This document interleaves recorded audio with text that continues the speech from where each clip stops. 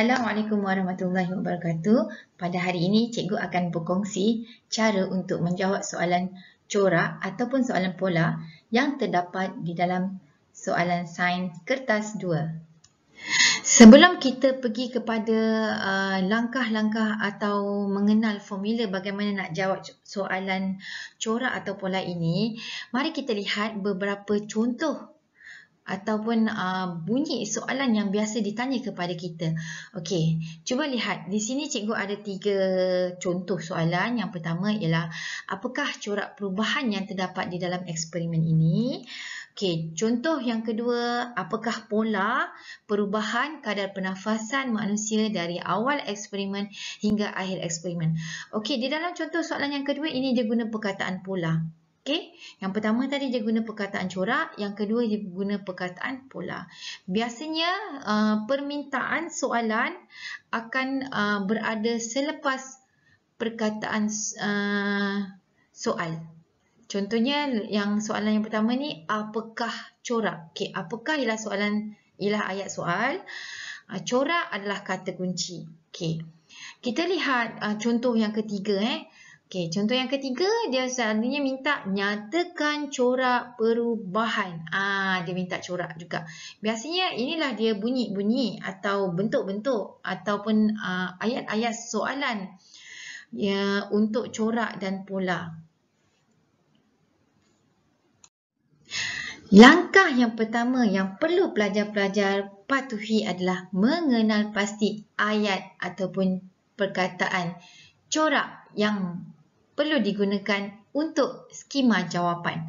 Okey, di sini cikgu ada 6 ayat, ada 6 ayat yang kita boleh gunakan berdasarkan setelah kita membuat pemerhatian kepada jadual atau graf yang diberi atau diagram yang diberi. Okey, ayat-ayat tersebut adalah semakin bertambah, semakin berkurang, semakin meningkat, semakin menurun, tiada perubahan dan sama. Okey. Nanti cikgu akan terangkan bagaimana kita nak mengenal pasti corak-corak yang ada dalam soalan dan kita gunakan ayat-ayat ini sebagai skrip jawapan kita.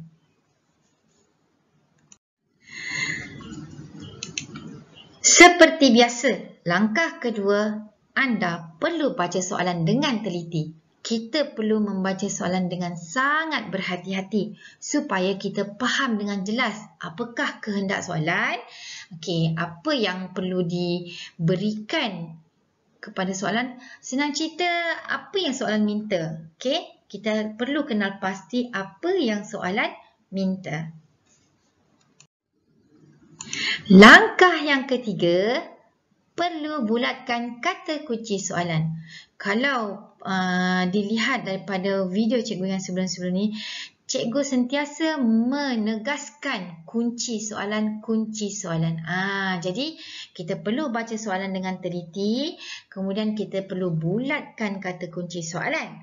Kata kunci soalan biasanya dia berada selepas perkataan soal.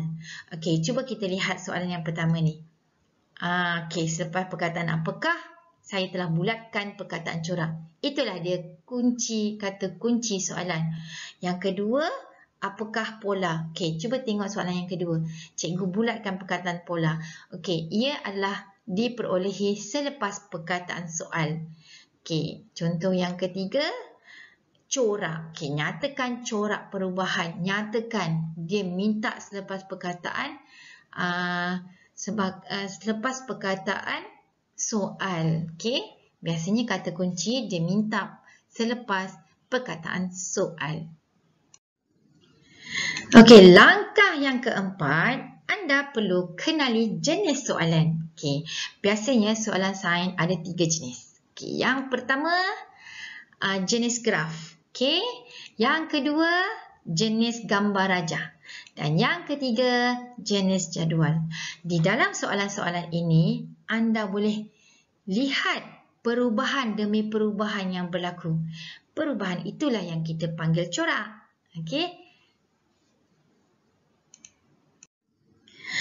Ini adalah soalan jenis graf.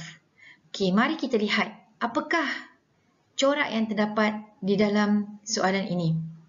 Okey, graf tersebut menceritakan tentang peratus kelulusan pencapaian UPSR tahun 2007.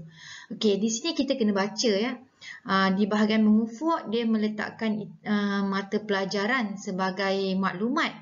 Kemudian di bahagian mencacang dia meletakkan nilai atau jumlah peratusan kelulusan pencapaian UPSR tahun 2007.